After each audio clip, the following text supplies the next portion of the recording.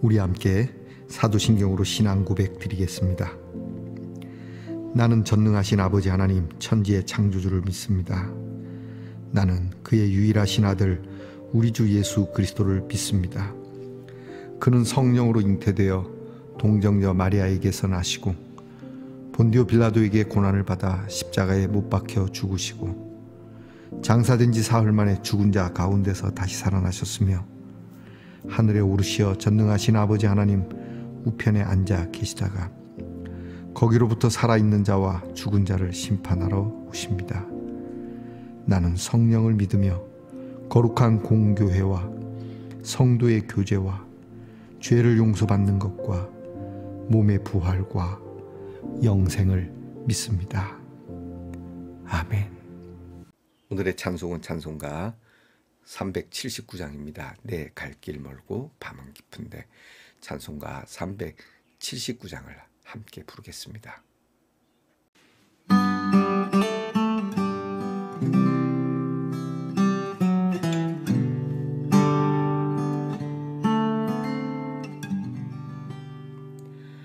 내 갈 길 멀고 밤은 깊은데 빛 되신 주 저 본향집을 향해 가는 길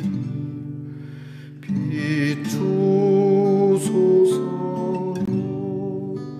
내 가는 길 알지 못하나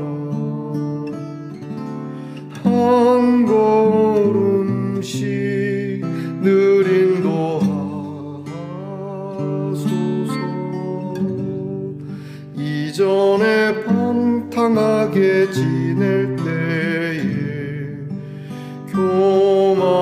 교만하여 맘대로 고집하던 이 죄인 사하소서. 내 지은 죄 다 기억 마시고 주 뜻대로 늘 주장하소서. 이전에 나를 인도하신 주 장래에도 내 앞에 험산줄령 만날 때에 도우소서.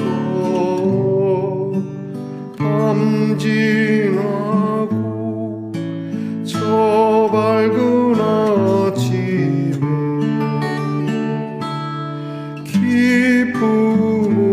기쁨으로 내 주를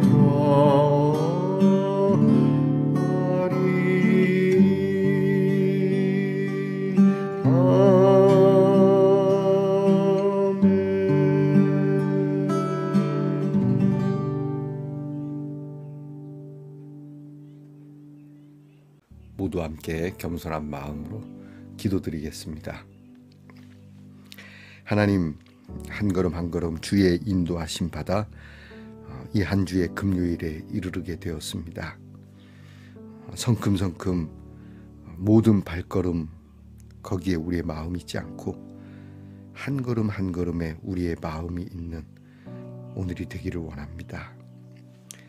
한 걸음씩 주의 인도함을 받다 보면 어느 순간인가 정말 수만 걸음, 수십만 걸음, 평생의 모든 걸음이 되는 것이거늘 우리의 마음이 욕심이 있어 한 걸음보다 더 많은 걸음에 우리의 마음을 뺏기다 보니 우리의 믿음도 우리의 삶도 흐트러질 때가 많음을 아는 지혜가 있게 하옵소서.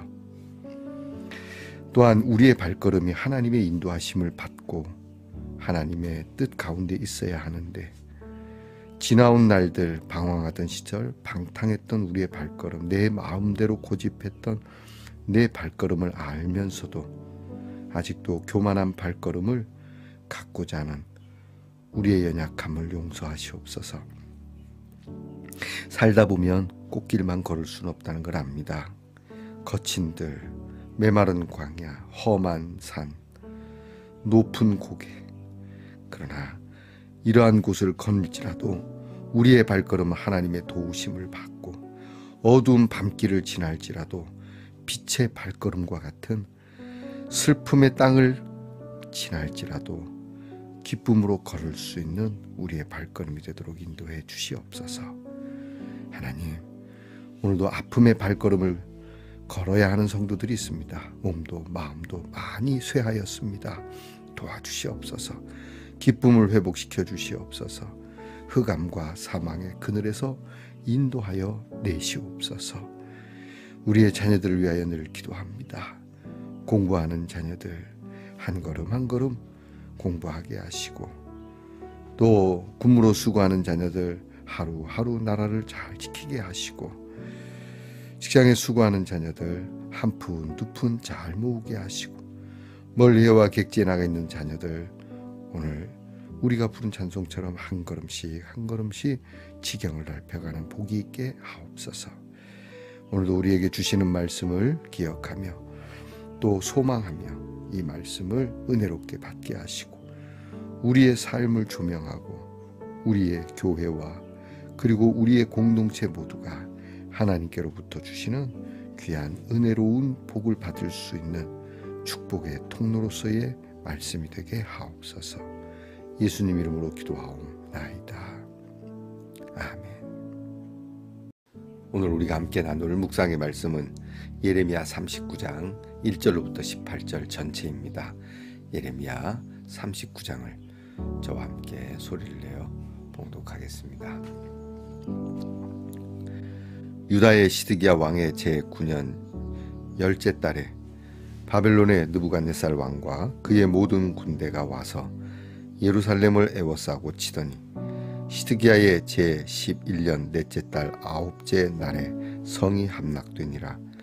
예루살렘이 함락되매 바벨론의 왕의 모든 고관이 나타나 중문에 앉으니 곧 네르갈사레셀과 삼갈레부와 넷시장 살스김이니, 네르갈사레셀은 궁중장관이며 바벨론의 왕의 나머지 고관들도 있더라.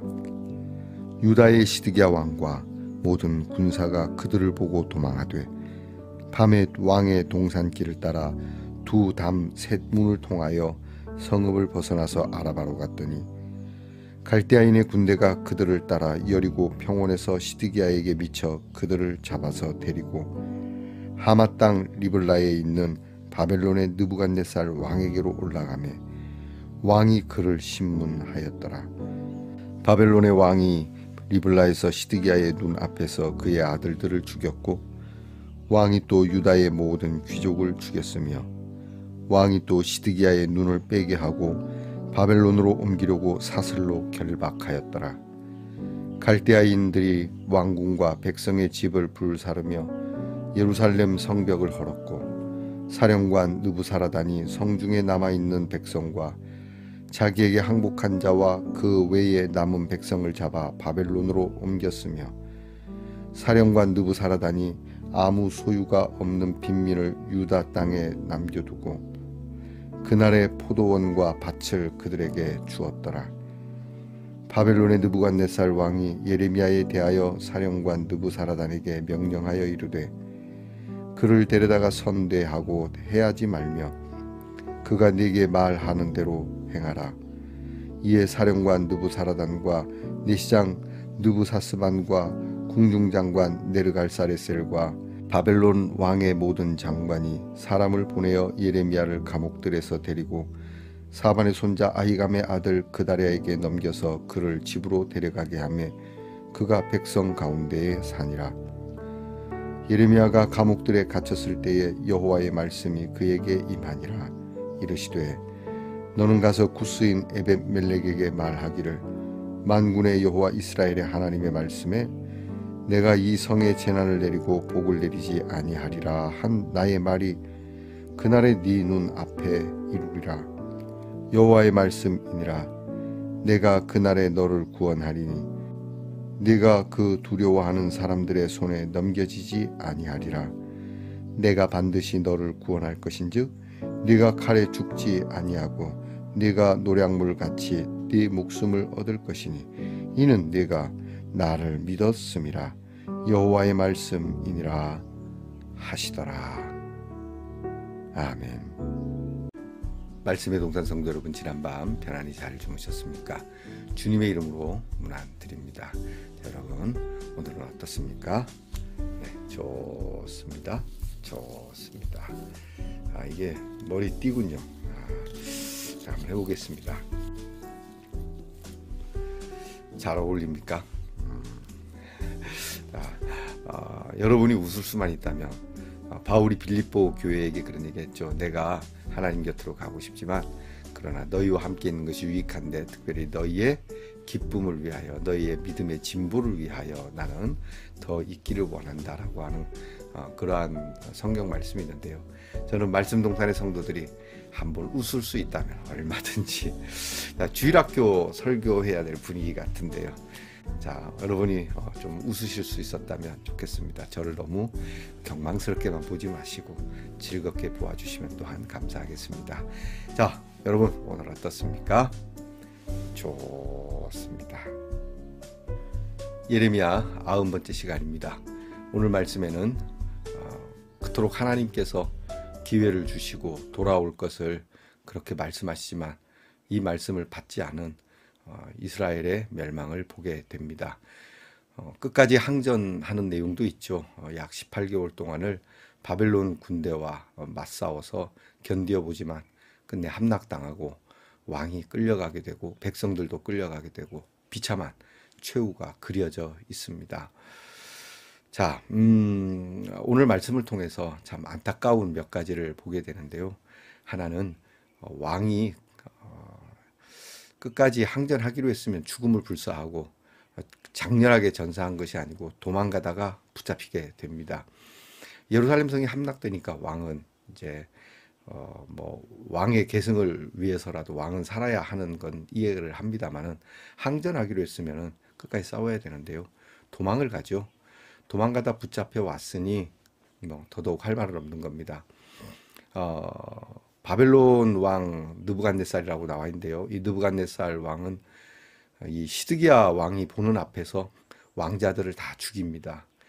부모 앞에서 자식들이 병들어 죽는 것도 가슴 아픈 일인데 그들을 살육하는 장면을 보게 되니 얼마나 말로 형용할 수가 없죠. 여기에 시드기야는 눈이 뽑히게 된 채로 바벨론으로 끌려가게 됩니다. 그리고 백성들도 마찬가지죠.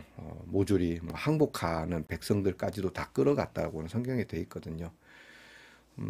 이 전쟁을 통해서 또 이렇게 모든 것이 바뀌어지는 그런 내용들이 있는데 그것은 빈민들이 구제를 받는 장면도 있습니다. 가진 자들의 것을 뺏어서 힘이 하나도 없는 사람들에게 다 주는 것이죠. 이것은 선을 베푸는 것이 아닙니다. 항전할 수 없는 사람들 아닙니까? 빈민들, 가난한 사람들, 그동안 억압받았던 사람들은 그 체제에 대한 불만이 많았던 계층 아니겠습니까? 그러니까 이 사람들에게 조금 더 먹을거리를 주고 땅을 주고 재산을 주면 침략자들에 대해서 크게 반감이 없습니다. 그런 차원에서 준 겁니다. 반란 일으키지 말라고. 자, 우리나라에서도 우리는 꽤 오랫동안 양반과 또 쌍놈이라고 하는 사상이 많이 있었는데요. 근대화가 지나고 민주주의가 이루어졌음에도 불구하고 제가 어렸을 때 70년대죠. 1970년대만 해도 성을 물어보는 어른들이 있었습니다. 성이 뭐냐? 그러면 제가 백시지 않습니까? 백시입니다. 그러면 양반이군. 저는 그런 얘기 들을 때마다 기분은 나쁘지 않은데 양반이라는 게 기분은 나쁘지 않은데 한편으로는 때가 어느 때인데 양반과 쌍놈을 얘기하나. 자, 이게 좀처럼 없어지지 않습니다. 근데 이것이 무너진 것이 일제시대와 6.25를 겪으면서 무너졌고 또 가진 것에 대한 많은 반향이 일어난 것이 전쟁으로 인한 영향도 큽니다. 이것을 자생적으로 이러한 계급적인 것을 바꾸거나 사회의 그러한 조직들을 바꾸는 것은 너무 오랜 시간이 걸리거나 불가능하기도 합니다. 빠른 시간 내에 이루어지는 것은 바로 이런 환란이겠죠. 자, 어쨌든 이렇게 예루살렘은 멸망하게 되었습니다. 얼마나 많은 시간이 있었습니까? 마치 노아의 홍수처럼 그 120년 동안을 많은 기회가 있었음에도 불구하고 그 기회를 살리지 못했다는 것에 대해서 우리는 좀 주목할 필요가 있습니다. 우리 인생이 길지 않습니다. 예수 믿고 구원받으세요 또는 말씀 따라 삽시다 라고 그런 메아리가 들리지만 그냥 메아리로 끝나는 짧은 인생도 우리는 이 기회를 못 살 때가 많으니 말이죠. 자, 저와 여러분이 오늘 이 말씀을 듣고 여러분의 때를 잘 계수하고 이 날들이 주는 지혜를 받으실 수 있기를 바랍니다. 또 하나는 이 상황에서도 이제 구원을 받는 사람들 또 이 전쟁에 의해서 그런 비참함을 피하는 사람들 중에 대표적인 두 인물이 나옵니다. 예레미야와 에벳멜렉이라고 하는 우리가 어저께 보았죠. 왕의 내시인데 예레미야를 살리려고 애를 썼고 또 그렇게 예레미야의 목숨을 건져준 에벳멜렉입니다. 예레미야는 이미 느부갓네살 왕이 알았을 겁니다. 이 예레미야가 친바벨론적인 사실은 바벨론이 좋아서 화친한 건 아니에요. 목숨 부지하려고 바벨론에 붙은 사람도 아니고요. 다만 하나님께서 주시는 말씀 어제 말씀의 영상을 혹시 보셨습니까? 이 병자호란 때 최명길 대감과 같이 이런 화친을 요구했던 그런 사람이죠. 나라가 내가 마음에 안 들어서 그런 거 아닙니다. 애국의 마음. 이 나라가 살 길은 지금은 참 비굴하고 참 처참하지만 그렇게 수치를 견뎌야 하는 것으로 결론을 내렸던 것처럼 그래서 예레미야를 느부갓네살 왕은 잘 대해줍니다. 또 하나는 이 에벳멜렉이라고 하는 사람, 이 사람은 오늘 보니까 예레미야가 특별히 가서 이야기합니다. 느부갓네살 왕이 이야기한 게 아닙니다. 당신은 하나님이 살려준다고 합니다. 하나님께서 건져준다고 합니다. 이유는 그가 하나님을 믿었기 때문이라고 이야기합니다. 하나님의 뜻을 알았기 때문이라고 말하고요. 자, 이 나라의 멸망 앞에 이 에베멜렉 같은 사람은 매국노로 칭함을 받을 수 있을지 모르지만 오늘 성경을 잘 들여다보면 우리는 성경의 출애굽 때에 있었던 가나안 정복이죠. 가나안 정복 사건에 있었던 한 여인이 떠오릅니다. 바로 기생 라합입니다. 기생 라합은 여리고성에서 구원함을 받은 그러한 사람이고 그 가정은 이 여인으로 인하여 구원함을 받습니다. 여리고성 입장에서는 기생 라합은 매국노죠. 반역자입니다. 그런데 이 기생 라합은 예수님의 족보에 나올 정도로 참 귀한 인물로 등장이 됩니다. 이유는 딱 하나죠. 하나님을 믿은 사람. 우리는 이 부분을 오늘 우리의 삶 속, 우리의 사회 속에, 우리의 국가 속에, 그리고 우리의 교회 속에서 우리는 깊이 생각해 볼 필요가 있다는 겁니다. 우리는 단지 우리의 눈에 보여지는 현상과 우리의 조직과 우리의 공동체, 흔히 우리 세상적인 판단과 기준을 가지고 그들을 평가할 것이 아니라 하나님의 뜻에 어떻게 엎드렸느냐에 따라서 하나님이 어떻게 손을 들어주시느냐가 깊은 우리의 이해가 되어야 한다라고 하는 겁니다. 자, 말씀을 좀 정리해 보겠습니다. 오늘 말씀을 통해서 시드기야는 끝내 왕다운 모습을 보이지 못했습니다. 싸우려고 하면 끝까지 싸우거나 아니면 항복하려면 진작에 항복했어야 하는데 이러지도 저러지도 못하다가 끝내 비굴한 도망자 왕의 모습으로 그렇게 비참한 최후를 맞이했다는 것과 그 가운데서도 하나님을 굳게 믿고 하나님의 사람을 살리려고 했던 에벳멜렉이 기생 라합과 같은 귀한 구원을 얻게 되었다는 이 결론을 정리하면서 나는 과연 어떠해야 할까? 고집을 부리는 완고한 사람이 되어서는 안 되겠다. 하나님의 말씀이 들려질 때 너무 생각을 해야 되긴 하겠지만 너무 내 입장, 내 목숨 부지하기 위해서 나의 조그만한 이익을 위해서 큰 것을 놓치고 있지는 않는지 그 기준을 가져보는 것과 그리고 어렵고 또 핍박과 환난 중에도 하나님의 뜻과 하나님을 향한 믿음과 하나님의 사람들을 위한 나의 헌신은 과연 어떤가 라는 그러한 묵상을 해보는 아침이 되기를 축복합니다. 기도하겠습니다. 부패하고 타락한 시대요, 또 그러한 사회와 공동체 속에서도 이처럼 진리편에 서고 하나님을 신뢰하는 자를 통하여서 하나님의 역사와 복의 흐름이 있다는 것을 오늘 배웁니다. 하나님, 우리는 하나님의 심판과 재앙과 진노의 날에도 우리 주 예수를 믿음으로 복을 누리며 살 수 있는 정말 그러한 하나님의 신뢰가 그 요인이 되는 믿음의 사람 되게 하옵소서. 예수님 이름으로 기도하옵나이다. 아멘. 하늘에 계신 우리 아버지, 아버지의 이름을 거룩하게 하시며 아버지의 나라가 오게 하시며 아버지의 뜻이 하늘에서와 같이 땅에서도 이루어지게 하소서. 오늘 우리에게 일용할 양식을 주시고 우리가 우리에게 잘못한 사람을 용서하여 준 것 같이 우리 죄를 용서하여 주시고 우리를 시험에 빠지지 않게 하시고 악에서 구하소서. 나라와 권능과 영광이 영원히 아버지의 것입니다. 아멘.